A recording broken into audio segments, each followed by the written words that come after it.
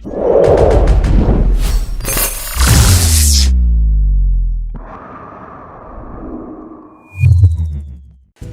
you want to be a game hoarder? Hello, humans.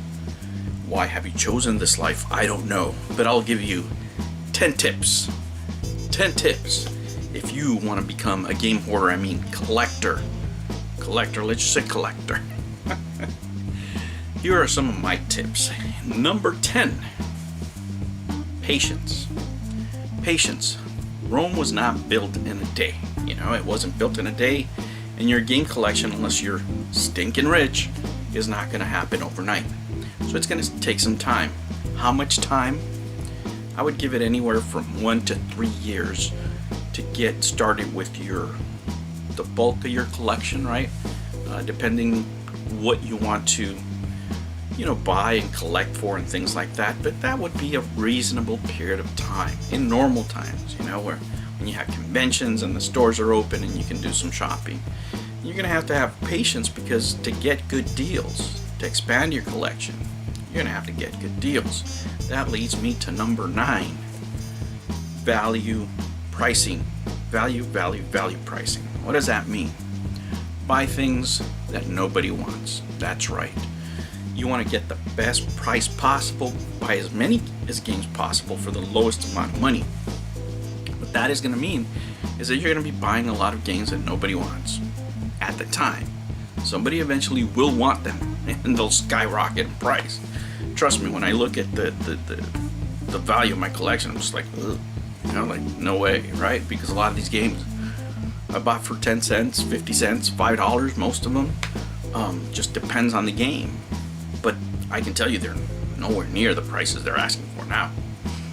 But I bought them when nobody wanted them, right? And it also depends, what time you're in and the time of year, a bunch of things like that, right? Right, that is going to lead us into number 8. Number 8. Seize opportunities. Seize opportunities. Now, when do opportunities come? After Christmas. Number 1. Number 2, when a new console releases. Usually when a new console releases, the previous 2 consoles go down in price. You'd be surprised how many things right now for the Xbox One specifically are really, really dirt cheap. The PS4 not as much, but you're going to start seeing them pretty soon, right? And PS3 and Xbox 360 are dirt cheap. But there's some value in there, so don't sleep on that, right? So you have to seize these opportunities in order to make the most of your money, right? Number 7, have a budget. That's right, guys. Have a budget.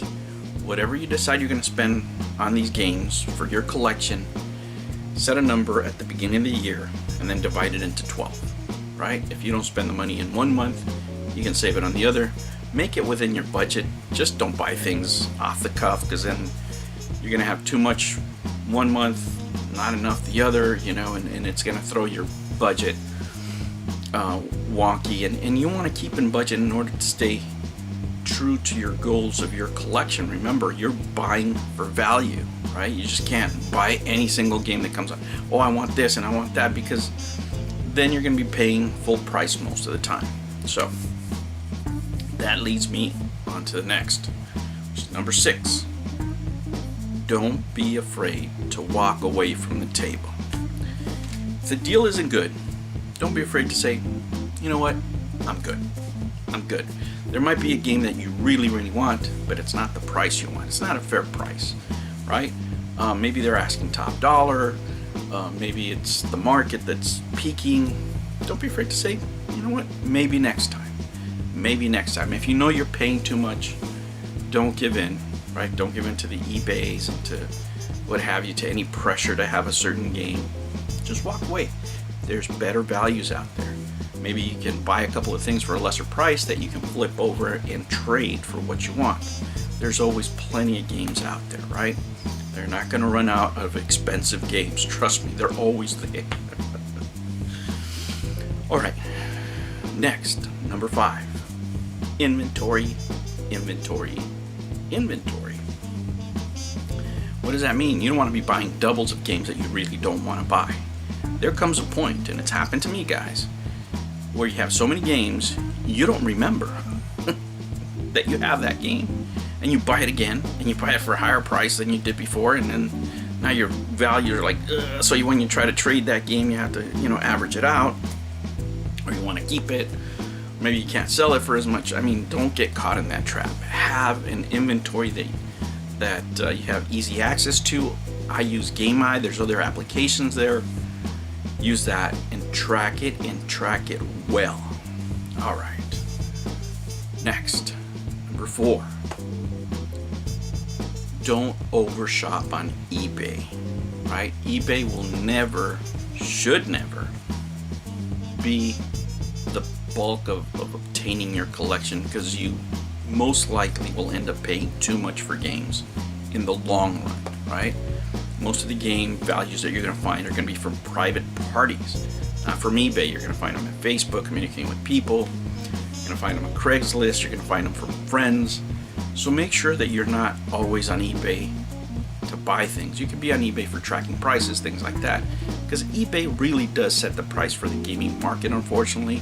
For the used game market, that's where people go to look for prices, and if they rise there, they'll rise everywhere else. So make sure that you don't make that your primary source of obtaining games. Number 3, snipe on eBay. Right? Take advantage of eBay when you're collecting for a certain console, per se, right? And you want to snipe in there, and people sleep on things. Trust me, I've seen things that the other day, I'll give you a perfect example. I saw a plushie for Shin Megami Tensei. I said, oh, I'm going to get it because on there for $100, and I slept on it, right? This thing is going for upwards of 160, 180, and I slept on it, and I got busy at work, and it went at $100, right? Whoever bought it could just turn around and make $50 right off the bat on that thing. And I slept on it. And there's cheaper things. There's so many games that I bought for my Saturn for 99 cents plus shipping. It's not even funny. And I've shown some of them on the channel where I just sit there and I sort, and I say, okay, well, what's sort by ending soonest? And sure enough, I'll go down 99 cents. There's like 40 minutes left. Nobody's bid on it. For $6, yeah, why not? Shoot. If I go buy it at the store, it's going to be $10, so I'm actually saving $4, and I like this game, yada, yada, yada. Boom, fire. And sometimes you can get multiples on those, so the same vendor will have multiple items closing at the same time. So you buy them all, and then you contact them and say, hey, it's me, can you, give me a break if I do multiple shipping, send me an invoice. Sometimes you may have to buy something else in the store, for which they'll give you a discount in. But I've done that many times, guys, and it works. So you get, you're getting them on the, the sniping, right? And then when you contact them, they're like, "Wait, man, you're already getting me on the game. You're only paying 99 cents, and now you're asking me for a discount on shipping." And that's when you go, "Yeah, but you know what? There's something else I like. There's something else here, and you might be able to get something that you are looking for." It's a great way to come up with great deals. All right, here's number 2. Number 2 is very, very difficult because you have to set your priorities straight. What is your game collecting, within this sphere of your time? How much time is it going to take? Is it going to take 3 hours a week? Is it going to take 6 hours a week? Is it going to take 10 hours a week? Because what happens a lot of times is people start collecting and they go nuts, right? They'll go nuts for 3 months and they're just on the grind and they're getting stuff and and all of a sudden they burn out. They can't take it anymore. They bought too many things. They're running out of money. And then they sell their stuff, and guys like me come over and go, I'll take that, I can use that for, I'll give you this much. And so time yourself, give yourself a set amount of time that you're going to spend in this activity and calculate all that you're going to have to do, right? You get a game, you have to check it out, you have to play it, you have to catalog it, and that takes time in addition to the shopping, right? And number one, collect what you love, right? When you collect what you love, you're gonna put not only the time, but you're gonna put in quality time. You're gonna be intricate, you know, you're gonna be very detail oriented when it comes to the things that you're shopping for.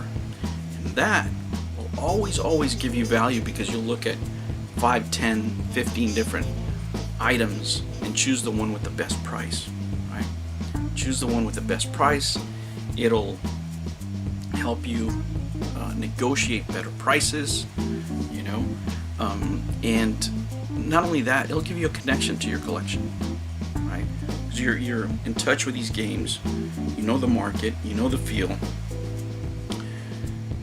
you are playing your games, you're making this a real hobby that you enjoy. You're just not making an activity, right?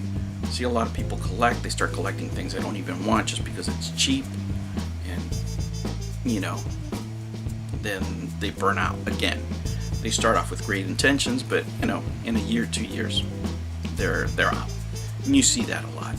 So remember, collect what you love, and that way you'll keep it forever, and you know, at least as long as you want, and then they can bury you in it. Put it in your tube, man. I'm taking it with me. So those are some tips, guys. Now, pro tips. I'm gonna give you some extra pro tips. Don't sleep on sports games. Let me tell you why. Sometimes in sports games, there's a good one. Let's say there's a run of, let's say, 99 to 2000 or 2005 baseball, X-Spec baseball game. But there's only one good one, right? One good one's like $20, the rest are, you can buy for 10 cents. If you're not into them, right, and you're buying these for barter or trading, then you sell it as a set, right? And they'll call you, hey, you know, can you break it up? Can you get this? No, I can't. This is a set. And they're like, my man, I just need the one, right? Give me a good price on the one. And look, I got 2003 for it, but I need to know how much you want for 1999 to 2005, because they come in a set. Now, when I sell the set, you know, the other ones you bought for 10 cents, right? If you sell them for 50 cents, you make 5 times your money. If you sell them for $1, you made 9 times your money. It'll give you freedom to barter with that game that they really want, number one. Number two, it's increasing your profit. You have to look at this as a business, because it is a business, right? And when you're conducting these transactions, as much as you love these games, it's a business, and the way you're going to get those expensive games in the end is when you trade your games that you don't want, that you bought for a great deal, you maximize your profit, right? If you paid a quarter for a game and you sold it for $3.25, you know, if I could do that in the stock market, I wouldn't be making videos. So if I get, you know, 7 out of 10 in the stock market, I'm happy, right? So make sure you maximize your profits, you know, buy good deals, sell sets, and just be a strong negotiator and a strong business person, and you will come out ahead. But like I said, it's going to take time. Why you want to be a game hoarder, why you want to be a collector, it's beyond me. But those are a few things that I have learned throughout the years, things that have helped me. I didn't write any of this down, guys. I just sat down right now. It just came from the heart, and I just wanted to say it. Boom. Hopefully I got it out there. If you guys have any questions, if you guys have any other tips, put them down here. If you're new to the channel, make sure you like and subscribe. Thank you for stopping by, and I will catch you on the next one. Remember, never ever be afraid to be happy, even if that means you want to be a game hoarder, collector. Take care.